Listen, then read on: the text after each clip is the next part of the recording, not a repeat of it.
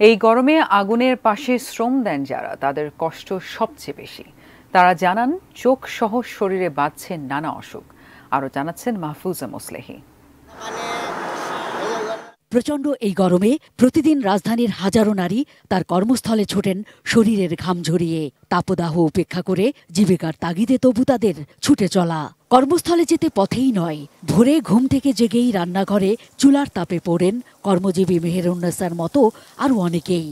কর্মজীবী হিসেবে বাইরেও যেরকম আমি সাফারার হইতেছি গরমে, আবার বাসায়ও আমাকে রান্না করতে হবে, খেতে হবে, আমার পরিবারের সবাই খেতে হবে। আমি তো বাঙালি নারী, ওইভাবে করতেই হবে, ওইভাবে খাপ খেয়ে আমাকে চলতে হবে।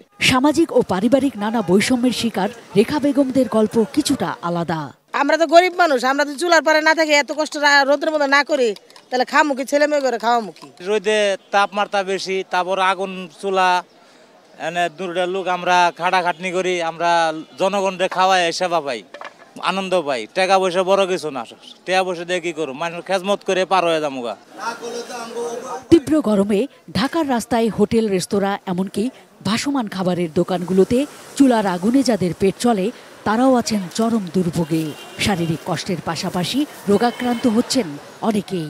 পেটের দায়ে এগুলো করোনা আছে, গরমে শরীর হাত পা সব চুলে গেছে। এক হলো চুলার গরম, আরেক হলো আপনার লোয়ের তাপমাত্রা অনেক বেশি, তার জন্য সমস্যা হয়। কিছু কর্ম করতে হবে, না করলে কে দিবে খাবার? কিছুই করার নেই। তারাও যেভাবে পুড়ছে বা গরমে তাদের অসহ্য হচ্ছে, তারাও যেরকম খাবার বানাচ্ছে আমাদের জন্য, আমাদেরও তাদের থেকে খেতে হবে, আমাদের কিছু করার নেই।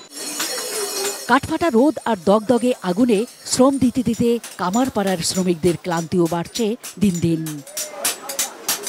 প্রচণ্ড এই তাপদাহে বাইরের পোড়ার সঙ্গে সঙ্গে যারা ঘরের চুলায়ও পুড়ছেন, তারা বলছেন আঁচ কমিয়ে রান্না করলে গরম কম লাগে। একই সঙ্গে এক্সস্ট ফ্যান ব্যবহারের পাশাপাশি মুখে কিছুক্ষণ পরপরই রান্নার ফাঁকে দিতে হবে ঠান্ডা পানির ঝাপটা। Mahfuza Moslehi, ATN news, Dhaka.